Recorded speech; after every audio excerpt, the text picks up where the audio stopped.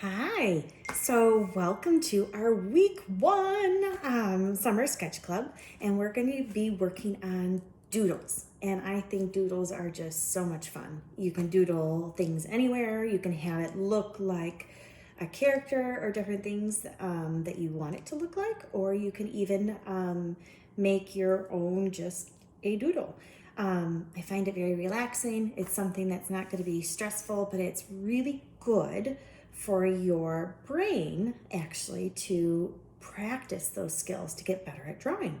So the more you practice doing a line or a shape or trying to draw a straight line over and over and over again, the more you don't have to think about it, because you're not training your hand, you're training your brain. Kind of a really cool thing, right? So for this lesson, what we're going to need is our sketchbook. And so you could either have this one, you could have some paper, whatever you're thinking. I'm going to be using just a regular pen. There are different pens that you'll notice a lot of artists use, but you can also use a pencil. Marker, I probably don't recommend a crayon for doing the doodles, because it just it doesn't give you as nice of a line, and there's something really nice about drawing with a pen, but you could definitely start with a pencil and then go over it. If you don't have a sketchbook, I've done this on cardboard. I've done it on just regular printer paper. I know you guys had seen, I was practicing how to draw my doodles, and I actually made like a little fun list for my kids for activities to do during the week. So you can doodle on anything. I find that I like to doodle on whatever I can, even when I'm listening to something. Sometimes doodling helps me listen a little bit better. So you'll learn what works for you. I also found that I had done over our choice board, I had made my bubble prints. So I'm going to use that paper that I had, because I think recycling it would be fun, and do some doodles on these too. What's nice about these is you can easily just fold it and you can turn it into a card. So there's always something that you can do handmade that's fun. So let's get started.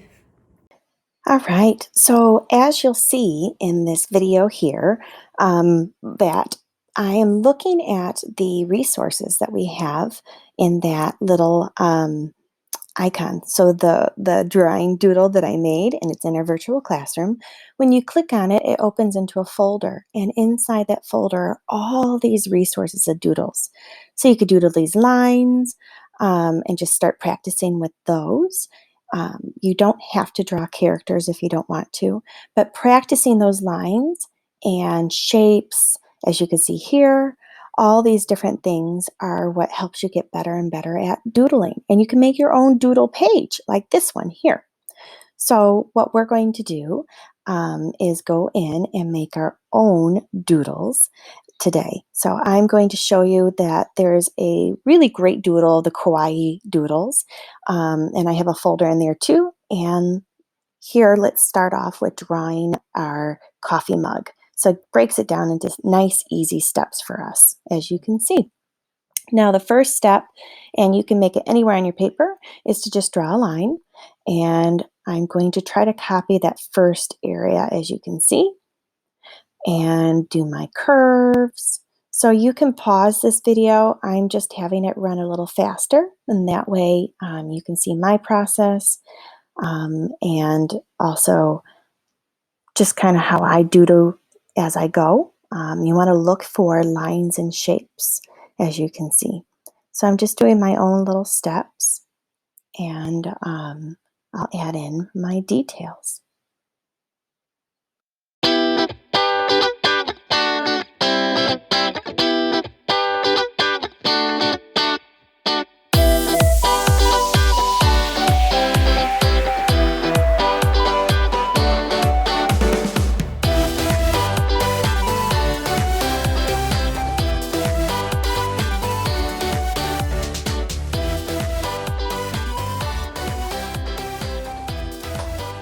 All right, so the next one that I'm going to be working on is a hot cocoa mug, and it looks like the hot cocoa is dribbling out. And so to start this sketch, if you wanted to follow along with me, is I'm just doing that U, and then I'm doing an upside down rainbow here. Then what you'll do is you'll add on these two little sides, as you can see. And then off the corner, let's start making the handle. And from there, I'm going to then do my wavy drips of the hot cocoa spilling out. So you can see it's just a wave line, just like we've practiced in art in the past, just making it wavy. And you can add in the features like your eyes. You can change up the eyes as much as you want. There's options on those little marshmallows on that page there. I find for me it's easier to draw from a reference, and so I'm using these photos as a reference. And what I'm using my iPad for right now is looking at this to help me add my own little take or copy it. Sometimes copying is a really good practice to learn from another artist, to find skills that you like, and then you kind of change it to your own way as you go. So I really like some of those features, especially these little lines in here. I think it gives a lot of really good character. The next thing, I want to work on doing that plate. So I'm going to start by doing a line behind it, and then I'm going to do a line off of that handle there. I'm going to curve it all the way around and back in. So now I have a saucer or a plate that my hot cocoa mug is on. And now let's start filling in those marshmallows. And if you look at those marshmallows, marshmallows are not pointy. Instead, they have like a rounded corner. So you'll also notice that there are these little lines inside those shapes there, which really help make it look like the top of a marshmallow, because you know the marshmallow you can squish from the top and the bottom. And all I'm doing is adding more and more marshmallows in here and overlapping. So what I want you to do is just look at that picture and those different marshmallows and shapes, and how they're just, you kind of draw the lines up and behind them. You could draw it on the side. There's so many things. And I want you to fill your mug with marshmallows. So you can make them super big, you can make them smaller. I think if they're really too tiny, that it just gets frustrating in the end. But the goal is that you just fill in as much as you can.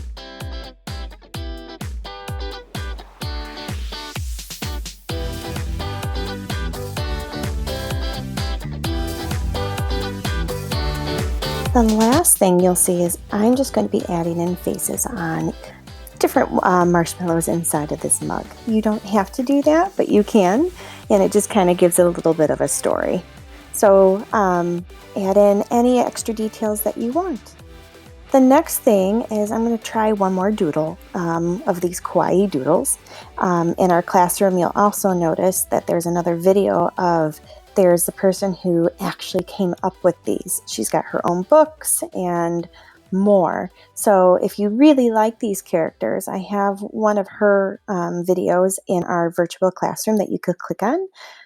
But otherwise, find other ones that you like. I know Art Hub for Kids does too, but these are just inside this folder that I've shared with you, are just some fun, easy ones.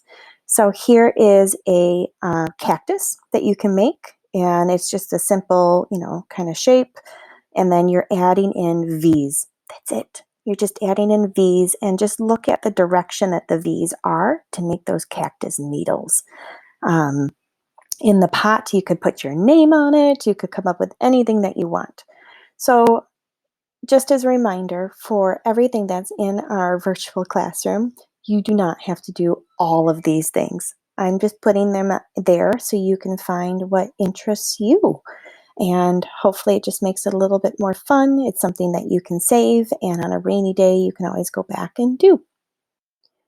All right, so the next thing we're going to do is a doodle challenge. So now that you've played with a couple different doodles, what you can do is, here is a doodle that I've been doing on my iPad. And I just basically play with different brushes and my pencils, and I draw anything that is inspiring me that day and how I feel. So you can see I did like a kindness jar and a succulent and stars and splats and all of that. So I am actually going to put this picture, here's my little hedgehog, on Seesaw. And you guys, if you want to, can doodle on my doodle challenge paper here. So you'll just see, depending on what you're feeling like, it could be anything, any type of paper. I'm just going to choose a brush. In this app, I can choose so many different things and colors, everything that I want. And I'm just going to draw a couple doodles, and then I'll show you my process after this.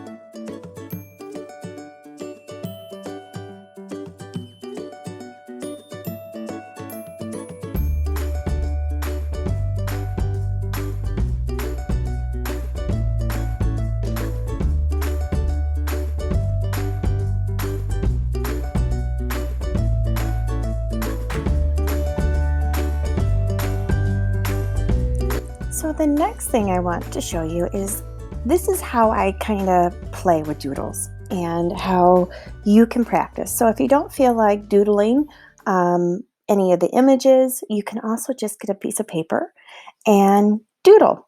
So I wrote up here that sometimes my doodles look like this. For example, sometimes I don't even know what I want to doodle. I'll just do these kind of curly cues, and I'll add in dots, and then I'll add in lines. At the time, it was raining outside, so my kids and I were working on Play-Doh, and I was doing some drawing next to them. And then other times, I do doodles of something that I've been inspired by.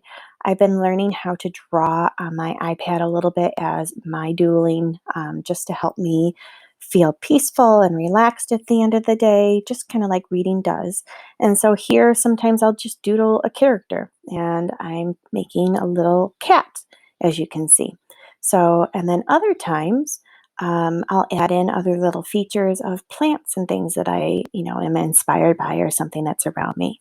So your doodles don't need to make sense at all. They could be anything. And you don't ever have to keep your paper in the same position. You can turn your paper any way that you want, and so forth. All right, so as I continue working on this flower, sometimes I'll just add in little curly cues or other little lines or zigzags and texture inside.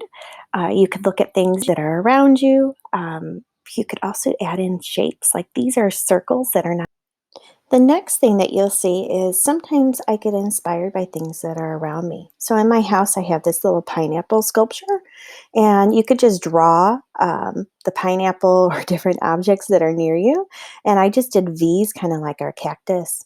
And then sometimes I just get excited about adding in other little shapes and spirals. So when you look at those doodle papers that are in that folder that I have of our virtual classroom, you'll see a lot of those different shapes.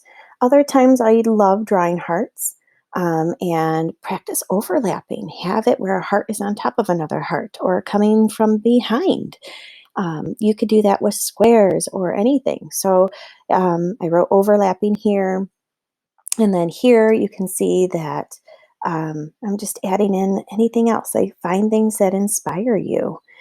Here, listen to music or, think about something that is around you. So like I said, it was raining that day and you could kind of get that feeling.